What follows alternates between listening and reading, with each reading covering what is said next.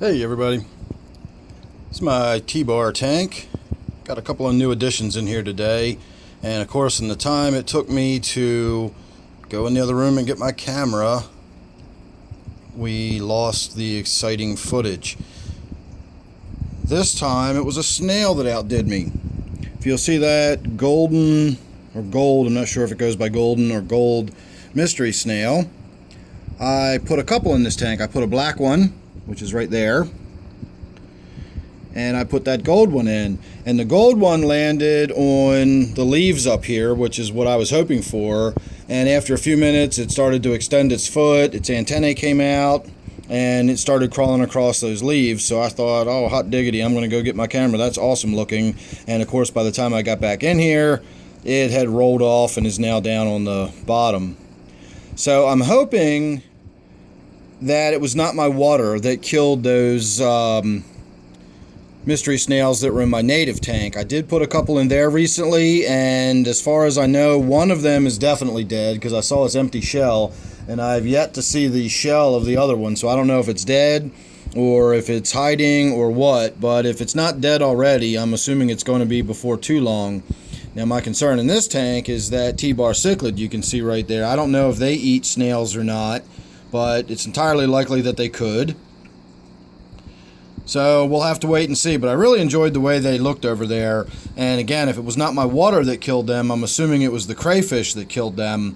So there's no crayfish in this tank, and with any luck I might be able to get a little bit of enjoyment out of the snails. They were on sale for $1.59 a piece, so I figured what the hell, if they die, in a week or two, or if they become fish food for that T-bar eventually, then so be it. That's no, huge loss or great expense.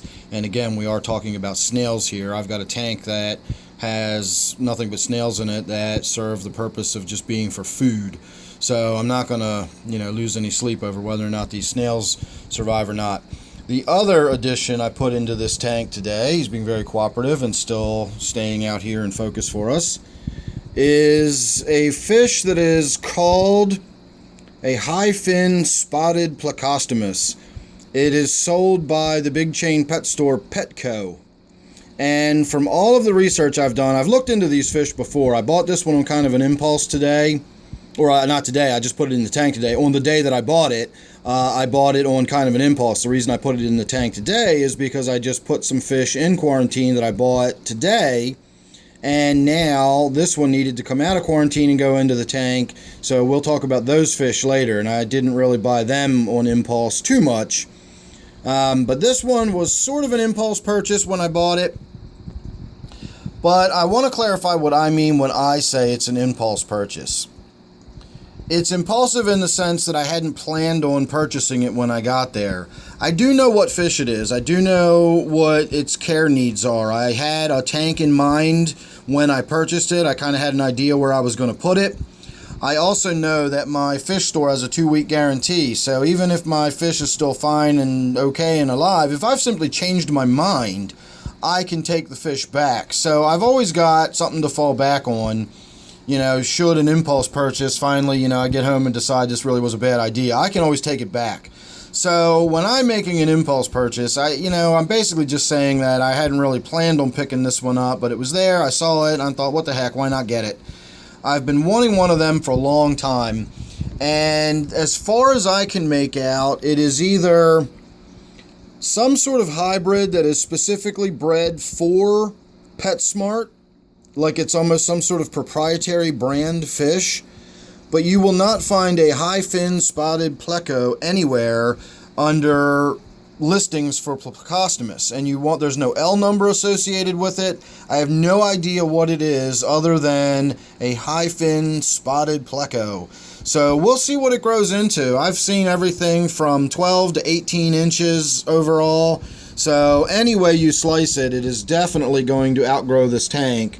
It's just going to be a matter of how fast does it do it and how aggressive is it going to be on the way up. Obviously once it gets too big, whether it's aggressive or not, it's going to have to go. But if it turns out to be fairly aggressive, it might have to get out of the tank long before it's too big for the tank. It might just get too big for its britches, so to speak. So we'll see, but I knew all that going into it. Again, with my impulse purchase, I was well aware of the fact that I've got another pet store, that if I have issues, I can always take any fish down there and exchange it for store credit. So I'm not really putting myself in any kind of jam if this doesn't work out. So again, when I say it's an impulse purchase, that simply means I didn't go to the fish store specifically for the purpose of buying this fish, but I wound up coming home with it. So I'm looking forward to watching it grow and develop. I've always wanted some sort of Pleco in this tank, and I used to have some in here years ago, but I was very inexperienced, and I bought really finicky Plecos that were really sensitive and expensive, and I wound up killing all of them. And now we're going to try again with this little high fin spotted Pleco in here, and we'll see if we don't get some size and some impressive looks out of it in a little while. As you just saw, compared to next to that female guppy, it's no bigger than a guppy at this point, so we'll see how quickly it grows. So those are the new additions that I'm going to show you so far today. Oh, you know what, let's make this a bonus video. We'll go right on over here. Probably ought to do this in 2 videos, but you're seeing it now, so we're here. This is my black ghost knife fish tank, and some of the other fish that I had in quarantine got pulled out and put in here. One of them was a rubber lip Pleco. I lost a rubber lip Pleco in here, so I got another one to replace it. And the other fish that I put in here, let's see if we can get this one to show up on camera. We're looking right at it, but you just can't see it. It just blinked. There it goes. It's moving now. I put 4 peppered Corys in here. I had 7 in quarantine. I put 3 of them in my living room tank, and I put 4 of them in this tank. So hopefully we'll see a little bit more interest and activity in this tank as the Corys swim around on the bottom. And then again, I lost the rubber lip Pleco in here a while ago, but I do still have that bristle nose. And you can see more evidence of the bristle nose if you look right here on this little black stone. Look how shiny and clean that is, as well as how clean that brown one behind it is. So that's definitely off-box grazing. All of this, that's all brand new, clean. We're even seeing some more cleaning activity going on back here. So that bristle nose is definitely still in there and still doing its thing. But this is a lot of tank for that one little fish to keep clean. So we've now got a bristle nose and a rubber lip in here. And again, as always, we'll see how long the rubber lip survives, or, you know, if it does. I've had them last for years. It seems like if they make it past their first month or 2, then they're good to go for at least several years. But I just don't know what it is with the rubber lips in my water, but they don't seem to really like it. And I just saw a couple little more Corys swimming around back there. So there's definitely going to be some more activity in this tank and a lot of stuff going on. And pretty soon we're going to be getting in here, hopefully, and doing a little bit of remodeling anyway. So look forward to this tank shaping up and changing. And on that note, I will go ahead and wrap this video up and say make sure you're subscribed. That way you won't miss any of the changes I got coming up and any of the projects I'm working on. Don't forget, I did bring some new fish home today, so we're going to be seeing those in the fairly near future as well once I get them out of quarantine. So thanks again for watching. Make sure you're subscribed. We already looked at my T-bar tank, and don't forget this one is my black ghost knife fish tank. So thanks again. See you real soon in the next one.